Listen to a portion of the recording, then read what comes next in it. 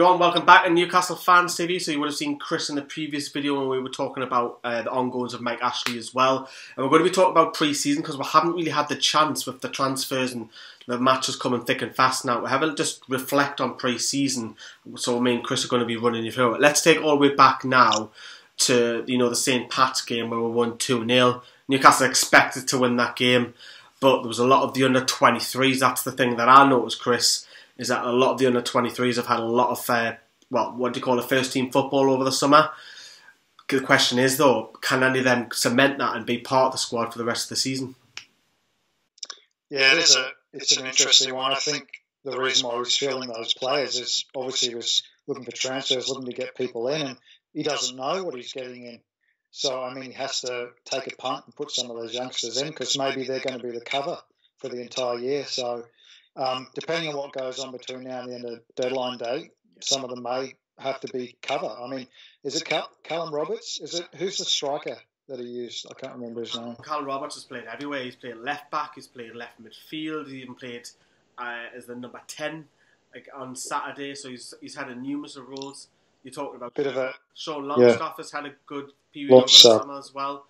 And then you're talking about a couple of other youngsters like Joseph Yarni. So I would agree with you in that sense. I don't think they'll feature in the matchday squad unless there is injuries. We are probably expecting maybe one more to come in, but I think it's nice that we've got local lads amongst the squad, and I think it's important, although they might not play, is to be gelled in that squad and just be part of the first team, learn. Do you think that's the right thing, or do you think getting them out on loan is better for them? Oh, I don't really like that loan situation. Look at Adam Armstrong. I mean, bring him back to camp, farm him out. He's not really getting integrated into the squad, doesn't really know where he sits in Newcastle's plans. Best for him was to be sold. So you want to be, for me, if I was the manager, there's got to be one or two of them that show the quality to actually put a bit of faith in them to throw them in. That's what they used to do in the day. I mean, it's a bygone era now with Premier League. But look at that young lad at Man City. Was it Foden, his name, the youngster? Jesus, look at him. They put him in on the Community Shield, and now he's been touted for England. So, I mean, just a young lad, and he takes his chance. So, I think there needs to be more of that, and hopefully there's one or two of them that might happen to this coming season. Yeah, so a few days later we went to Hull game that we were at. We drew 2-2 again. A lot of the under-23s played. And this was the first sign for me that we had a few problems because a good hour of that game we struggled big time against the Championship. You would think the Championship side that would finish in the lower ends. And then we went on to much tougher opposition with Porto. Now I think getting away from Porto with a 0-0 draw looks very well done, Newcastle, but it wasn't the case. Dubravka, without him, we would have got battered. And there's a problem that starts to appear now that Porto were going down that right flank continuously. And then, yes, we got away from that. We came over to Braga, who absolutely walloped her. Could have been 5-6-7, and had numerous of opportunities again going down that right flank as well. So in that three match spell, we didn't really strengthen much. A lot of the other 23s will continue to play, but we weren't scoring any goals. You talk about even the Augsburg game just coming up. So basically the last friendlies, we haven't scored any, and there's problems coming down that left flank. We've got to fix it. Do you think Paul Dummett needs a bit of competition? Yeah, I mean, I didn't rate him a couple of years back, but he had a blinder last season, and so you bring that expectation into this season. But I mean, you have to have competition for all spots. I think that's what Rafa's catch cry is. You need competition. So, are they looking at a French fella? I think they're looking at a French. Is that right?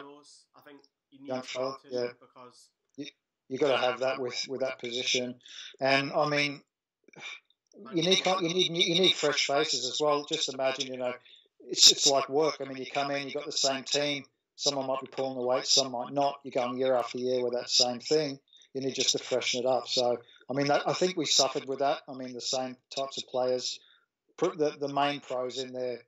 That you did blood some of the youngsters, but you need to freshen it up with the proper pros. You know what I mean? You've got to have them thinking, oh Jesus, is my spot under threat? You've got to lift their level.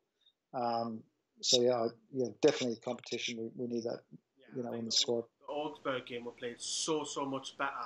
But it's Yeah, I saw the highlights. Yeah. That's it, and now we've got Rondon through the door, we've got Mutu, got Kennedy to come in, you've got Shelby to come into that midfield. So it's not all too bleak, is it?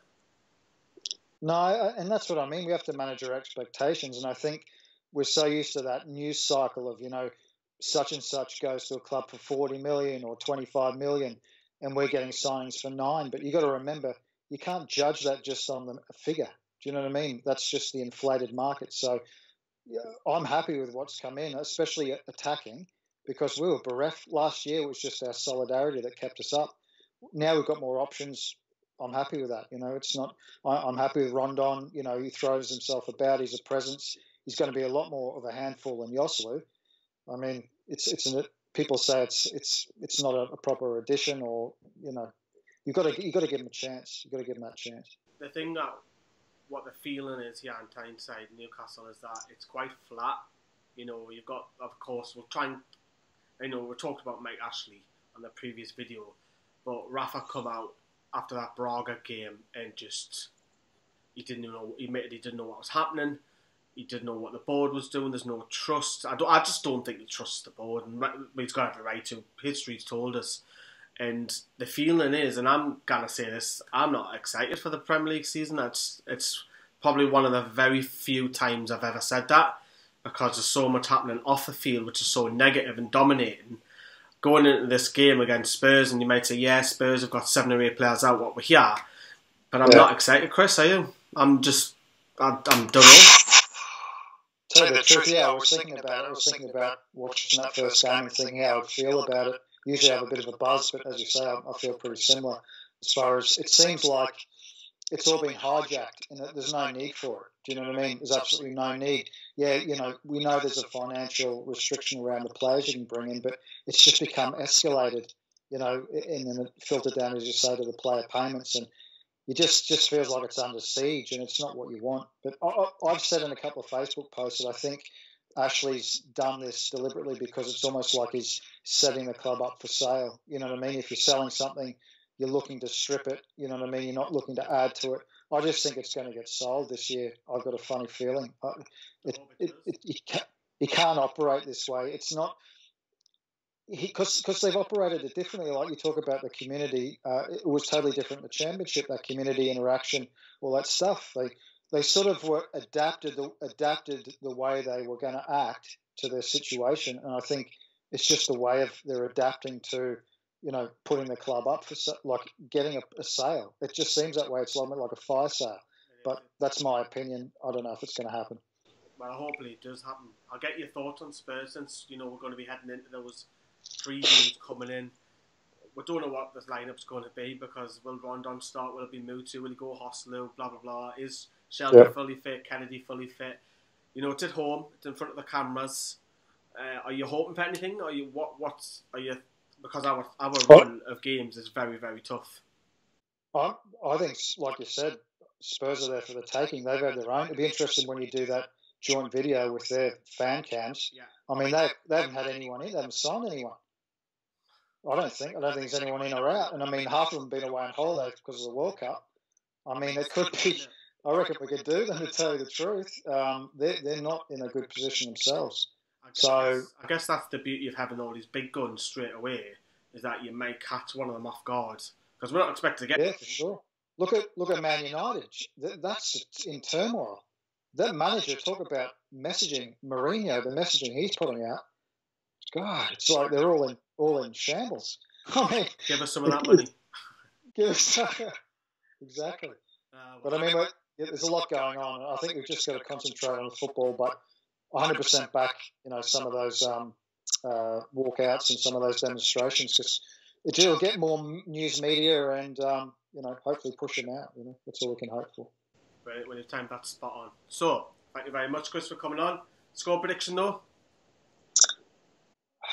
I reckon 3-1 us. Ooh, tasty. Let us know what you think in the comments. What's the odds on that? I'll have to have a look at the odds on that. Get you bet on that, definitely. Thank you very much for coming on. No worries. See you later.